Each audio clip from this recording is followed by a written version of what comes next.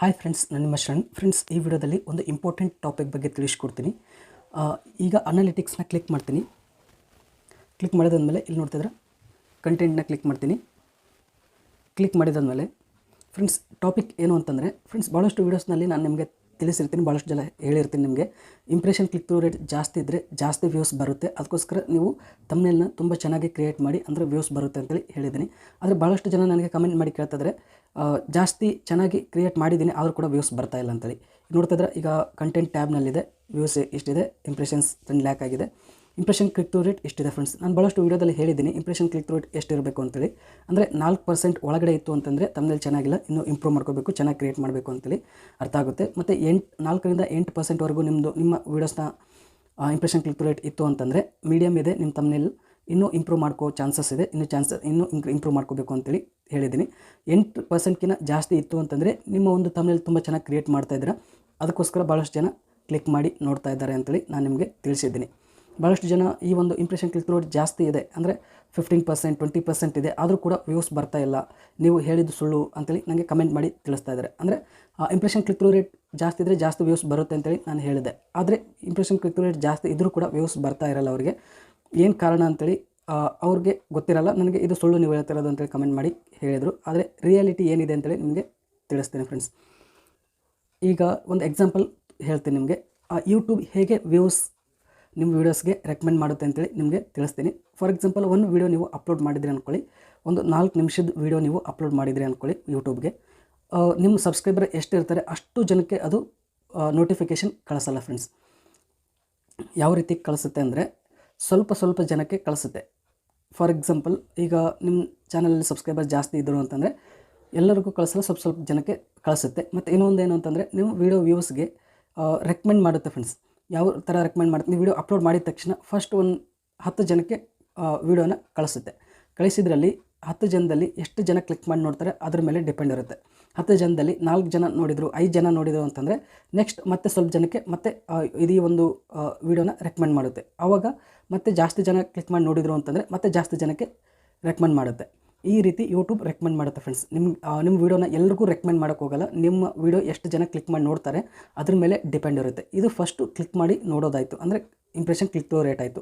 ಅದಾದಮೇಲೆ ಇನ್ನೂ ಏನು ಡಿಪೆಂಡ್ ಇರುತ್ತೆ ಅಂತಂದರೆ, ಭಾಳ ಇಂಪಾರ್ಟೆಂಟ್ ಆಗಿರೋದು ಅಂತಂದರೆ, ನೀವು ತಮ್ಮನೇಲಿ ಚೆನ್ನಾಗಿ ಕ್ರಿಯೇಟ್ ಮಾಡಿರ್ತೀರ, ಅಂದರೆ ಅಟ್ರಾಕ್ಟಿವ್ ಆಗಿರುತ್ತೆ, ನೋಡಿದ ತಕ್ಷಣ ಕ್ಲಿಕ್ ಮಾಡಿ ನೋಡಬೇಕು ಅನಿಸುತ್ತೆ. ಆ ರೀತಿ ನೀವು ಕ್ರಿಯೇಟ್ ಮಾಡಿರ್ತೀರ ತಮ್ಮನೇಲನ್ನ, ಆವಾಗ ಭಾಳಷ್ಟು ಜನ ಕ್ಲಿಕ್ ಮಾಡಿ ನೋಡ್ತಾರೆ. ಫಾರ್ ಎಕ್ಸಾಂಪಲ್, ಈಗ 4 ನಿಮಿಷದ ವೀಡಿಯೋ ಇದೆ ಅಂತ ಅಂದ್ಕೊಳ್ಳಿ, ಒಂದು 25 ಜನ ಕ್ಲಿಕ್ ಮಾಡಿ ನೋಡಿದರು. 100 ಜನಕ್ಕೆ ಅದು ರೆಕಮೆಂಡ್ ಮಾಡಿದರೆ, ಯೂಟ್ಯೂಬ್ 100 ಜನಕ್ಕೆ ಕಳಿಸಿದರೆ ಅದರಲ್ಲಿ 25% ಜನ ಕ್ಲಿಕ್ ಮಾಡಿ ನೋಡಿದರು ಅಂತಂದರೆ ನಿಮ್ಮ ತಮ್ಮನೇಲಿ ತುಂಬ ಚೆನ್ನಾಗಿದೆ, ಭಾಳಷ್ಟು ಜನ ಕ್ಲಿಕ್ ಮಾಡಿ ನೋಡ್ತಾ ಇದ್ದಾರೆ ಅಂತೇಳಿ ಅರ್ಥ ಆಗುತ್ತೆ. ನೆಕ್ಸ್ಟು ಜಾಸ್ತಿ ಜನ ಕ್ಲಿಕ್ ಮಾಡಿ ನೋಡಿದ್ರು ವ್ಯೂಸ್ ಬರ್ತಾ ಇಲ್ಲ ಯಾಕೆ ಅಂತಂದರೆ, ಇಷ್ಟು ಜನ ಕ್ಲಿಕ್ ಮಾಡಿ ನೋಡ್ತಾರೆ, ನೋಡಿದಾದಮೇಲೆ ನಿಮ್ಮ ಕಂಟೆಂಟ್ ತುಂಬ ಚೆನ್ನಾಗಿರಬೇಕು. ನೀವು ತಮ್ಮನೇಲ್ನ ಯಾವ ಥರ ಕ್ರಿಯೇಟ್ ಮಾಡಿದರೆ ತುಂಬ ಚೆನ್ನಾಗಿ, ಅದೇ ರೀತಿ ತುಂಬ ಚೆನ್ನಾಗಿ ಇರಬೇಕು ನಿಮ್ಮ ಕಂಟೆಂಟ್ ತುಂಬ ಚೆನ್ನಾಗಿತ್ತು ಅಂತಂದರೆ ಆವಾಗ ಯೂಟ್ಯೂಬ್ ಮತ್ತೆ ಜಾಸ್ತಿ ಜನಕ್ಕೆ ರೆಕಮೆಂಡ್ ಮಾಡುತ್ತೆ. ಫಾರ್ ಎಕ್ಸಾಂಪಲ್, ಈಗ 4 ನಿಮಿಷದ ವೀಡಿಯೋ ಇದೆ ಅಂತ ಅಂದ್ಕೊಳ್ಳಿ, ಇದರಲ್ಲಿ 2 ನಿಮಿಷ ಅಥವಾ 3 ನಿಮಿಷ ಕ್ಲಿಕ್ ಮಾಡಿ ನೋಡಿದ್ರು ಅಂತಂದರೆ, ಇಷ್ಟು ಜನ ಕ್ಲಿಕ್ ಮಾಡಿ ನೋಡಿರ್ತಾರಲ್ಲ ನಿಮ್ಮ ವೀಡಿಯೋನ, 100 ಜನದಲ್ಲಿ 25 ಜನ ಕ್ಲಿಕ್ ಮಾಡಿ ನೋಡಿರ್ತಾರೆ, ಆವಾಗ ಇಷ್ಟು ನಿಮಿಷ ನೋಡಿದ್ರು ಅಂತಂದರೆ ನಿಮ್ಮ ವೀಡಿಯೋ ತುಂಬ ಚೆನ್ನಾಗಿದೆ. ಆ್ಯಾವ್ರೇಜ್ ವ್ಯೂ ಡ್ಯೂರೇಷನ್ ಅಂತ ಹೇಳಿರುತ್ತೆ, ನಿಮಗೆ ತೋರಿಸ್ತೀನಿ.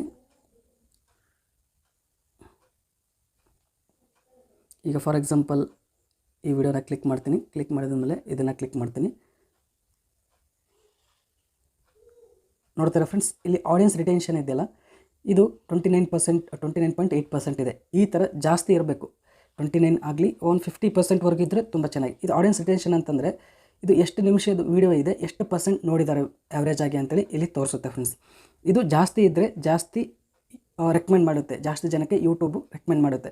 ಇದು ಕಡಿಮೆ ಇತ್ತು ಅಂತಂದರೆ ಆವಾಗ ನಿಮ್ಮ ವೀಡಿಯೋಸ್ಗೆ ವ್ಯೂಸ್ ಬರಲ್ಲ ಫ್ರೆಂಡ್ಸ್, ಯೂಟ್ಯೂಬ್ ರೆಕಮೆಂಡ್ ಮಾಡಲ್ಲ. ಅದಕ್ಕೋಸ್ಕರ 4 ನಿಮಿಷದ ವೀಡಿಯೋ ಇತ್ತು ಅಂತಂದರೆ 2 ನಿಮಿಷ ಅಥವಾ 3 ನಿಮಿಷ ಅವರು ನೋಡಿದರು ಅಂತಂದರೆ ಅದು ಆಡಿಯನ್ಸ್ ರಿಟೆನ್ಷನ್ ಜಾಸ್ತಿ ಇದೆ ಅಂತೇಳಿ ಅರ್ಥ ಆಗುತ್ತೆ. ಆವಾಗ ಈ ವಿಡಿಯೋನ ಜಾಸ್ತಿ ಜನ ನೋಡ್ತಾ ಇದ್ದಾರೆ, ಅದಕ್ಕೋಸ್ಕರ ಈ ವಿಡಿಯೋನ ಬೇರೆಯವ್ರಿಗೆ ರೆಕಮೆಂಡ್ ಮಾಡೋಣ, ಈ ಒಂದು ವಿಡಿಯೋ ಚೆನ್ನಾಗಿರ್ಬೋದು ಮತ್ತು ಅದಕ್ಕೆ ಭಾಳಷ್ಟು ಜನ ನೋಡ್ತಾ ಇದ್ದಾರೆ, ರೆಕಮೆಂಡ್ ಮಾಡೋಣ ಅಂತೇಳಿ ಬೇರೆ ಜನಕ್ಕೆ ಎಲ್ಲ ಯಾರು ನೋಡ್ತಾ ಇರ್ತಾರೆ ಅವ್ರಿಗೆ ರೆಕಮೆಂಡ್ ಮಾಡುತ್ತೆ. ಸಜೆಷನಲ್ಲಿ ಮತ್ತು ಬ್ರೌಸ್ ಫೀಚರ್ನಲ್ಲಿ ರೆಕಮೆಂಡ್ ಮಾಡುತ್ತೆ.